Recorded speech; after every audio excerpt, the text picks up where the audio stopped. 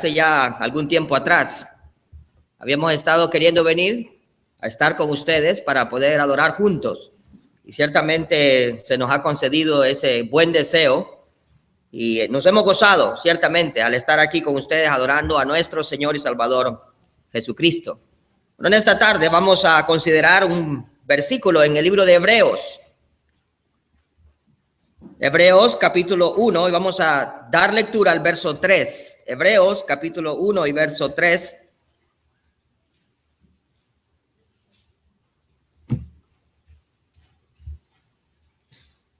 Dice la palabra del Señor, el cual, refiriéndose al Señor Jesucristo, siendo el resplandor de su gloria y la imagen misma de su sustancia, y quien sustenta todas las cosas con la palabra de su poder, habiendo efectuado la purificación de nuestros pecados por medio de sí mismo, se sentó a la diestra de la majestad en las alturas. Nuestro buen Dios y Padre Celestial, queremos agradecerle en esta tarde por su presencia en medio de nosotros. Señor, ciertamente nos admira que un Dios tan santo, tan poderoso, tan bueno, un Dios que es digno de toda adoración y de honra de parte nuestra, se haya hecho presente en medio de un pueblo que es desagradecido, pecaminoso, rebelde, pero le damos las gracias, Señor, porque por medio de Jesucristo usted nos rescató y nos salvó y nos ha hecho sus hijos e hijas y nos ha lavado y justificado para poder estar delante de su presencia. Gracias, Padre, porque ciertamente para nosotros es un gozo y una gran bendición el saber que hemos estado delante de usted en adoración por medio del Espíritu Santo, recordando a la persona del Señor Jesús, que murió por nosotros en la cruz una sola vez y para siempre. Ahora, Señor, queremos considerar y pensar acerca de la persona del Señor Jesús, su Hijo bien amado, de lo cual nos habla aquí este libro de Hebreos. Rogamos, Señor, que sea su Santo Espíritu el que nos dirija, que sea Él el que edifique el corazón de cada uno de nosotros que somos cristianos.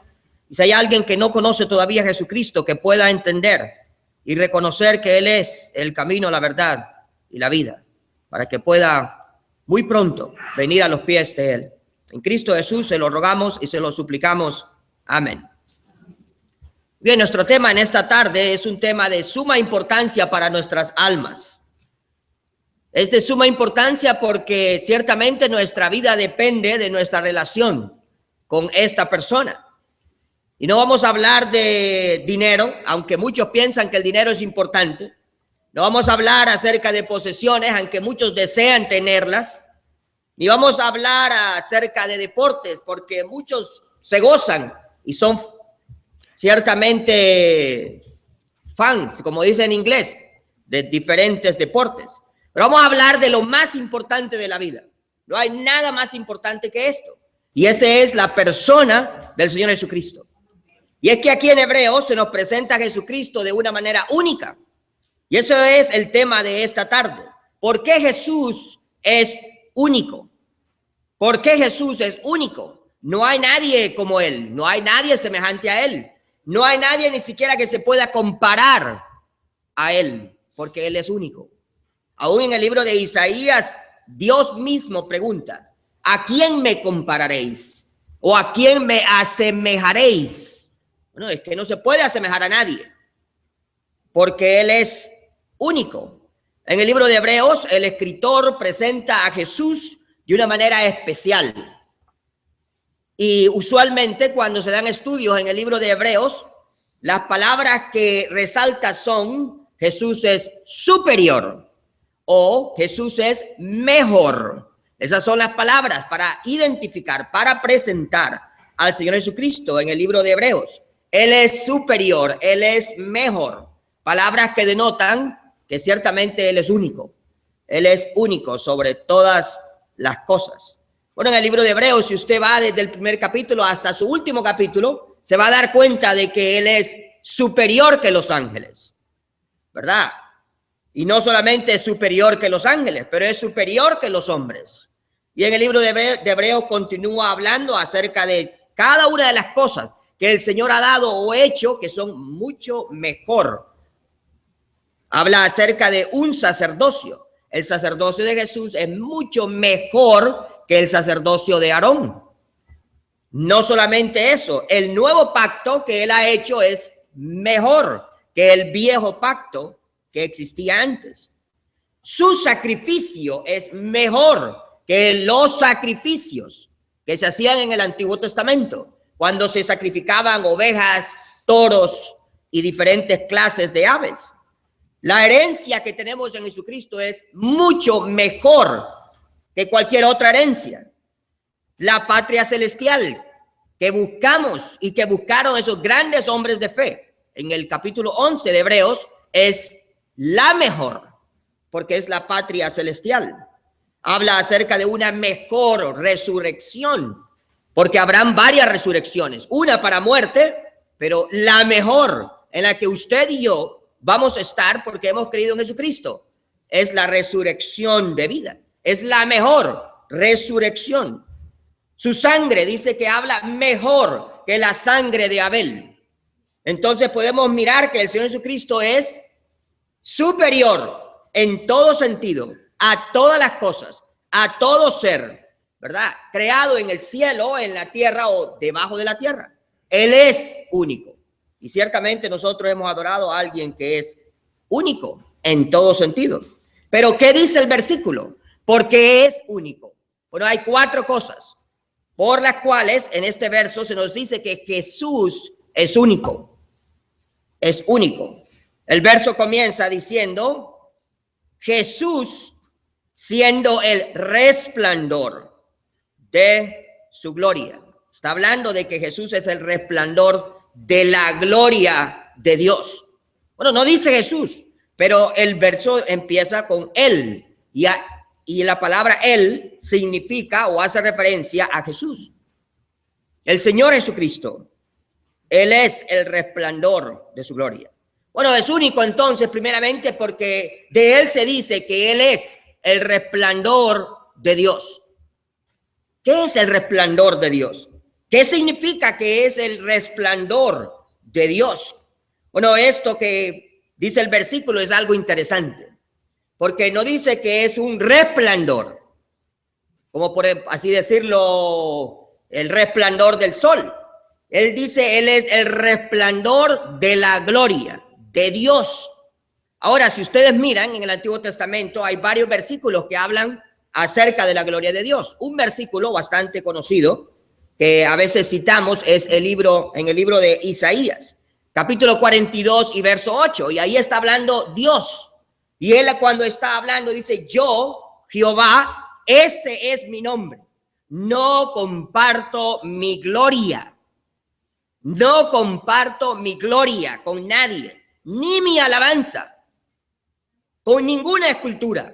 Eso dice claramente Isaías capítulo 42. Él está hablando y él está explicando, Dios mismo, que él no comparte su gloria. La gloria de Dios es exclusivamente para Dios. No hay nadie que tenga la gloria de Dios, porque es única.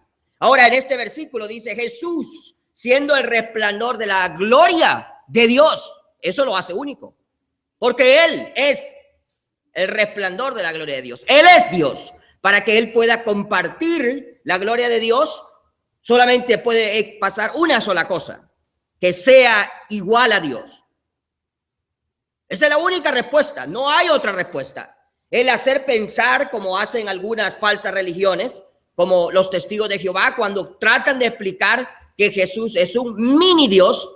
Si usted lee en la nueva versión del reino, usted se va a dar cuenta ahí en Juan capítulo 1, verso 1, que ellos usan diferentes artículos y hacen de Jesús un mini Dios. Lo consideran como el Hijo de Dios, pero no como Dios. Entonces, ¿cómo puede ser que en el libro de Hebreos, si usted lee en el mismo capítulo 1 y en el versículo 6, Dios dice, a todos los ángeles manda que le adoren?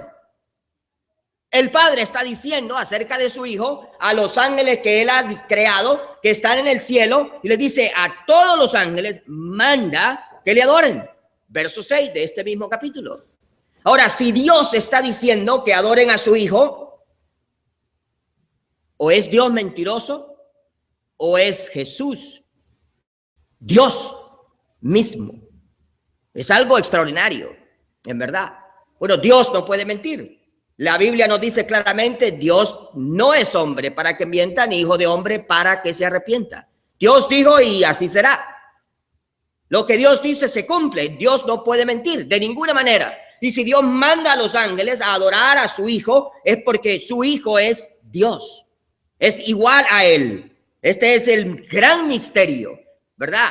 Dios manifestado en carne. ¿Cómo puede ser este Dios todopoderoso, único, y es Padre, Hijo y Espíritu Santo? Entonces ahí es la primera razón. Él es el resplandor de la gloria de Dios, ¿verdad?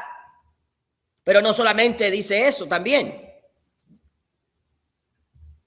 Cuando nosotros pensamos en Lucas capítulo 9 y verso 29, dice en ese versículo, y entre tanto que oraban, la apariencia de su rostro se hizo otra, y su vestido blanco y resplandeciente. Bueno, el Señor tenía una especial comunión o relación con sus discípulos, pero habían estos tres. Yo creo que estos tres hombres tenían cierto carácter y un deseo intenso de conocer a Jesús, más que los demás. Y sabe una cosa, eso es algo interesante. Hay creyentes que quieren conocer más acerca de Jesús, y usted mira que ellos se aparecen o se asemejan más a Jesús, porque hablan diferente, piensan diferente, actúan diferente. Y usted dice, ¿por qué son así? Porque aman a Jesús, porque buscan a Jesús, porque están cerca de Jesús. Y es tanta la comunión que están con Él, que se parecen a Él, actúan como Él, piensan como Él y hacen las cosas como Él las haría. Y ahí están estos tres hombres. Y los tres eran tres personas especiales. Y el Señor los lleva. Y cuando Él los lleva, Él está orando y miran como Él, al estar orando, su rostro se transforma. Pero, ¿qué quiere decir? ¿Su rostro empezó a tener una imagen diferente? No lo sé. Lo que sí puedo decir es que empezó a resplandecer más fuerte que el sol. Porque si usted lee en otras porciones va a notar que dice claramente que el rostro del Señor resplandecía, aún más que el mediodía, más fuerte que el sol. Y ahí está el Señor transformado, mostrando su gloria. Y dice, sus vestidos se hicieron blancos. En otra porción dice, más blancos que la nieve. Y ahí ellos miran la gloria del Señor. Pedro, Jacobo y Juan. Y el Señor les dice, no digáis nada a nadie. No le contéis esto a nadie hasta después de que yo resucite. Esa fue la orden.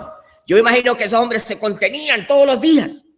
Cuando estaban con los demás apóstoles, cuando estaban con los demás hermanos. Ellos querían contar lo que habían visto, pero no podían, porque el Señor se los había dicho exclusivamente, no le digáis a nadie. Qué lindo fuera que así fuéramos nosotros. Que no nos pudiéramos contener el hablar de Jesús. Que a quien sea que esté con nosotros, nuestros compañeros de trabajo, nuestros amigos, nuestros familiares, no nos pudiéramos contener para hablar de la gloria del Señor Jesucristo. Pero a veces tenemos que sentir vergüenza, más bien, de nosotros mismos.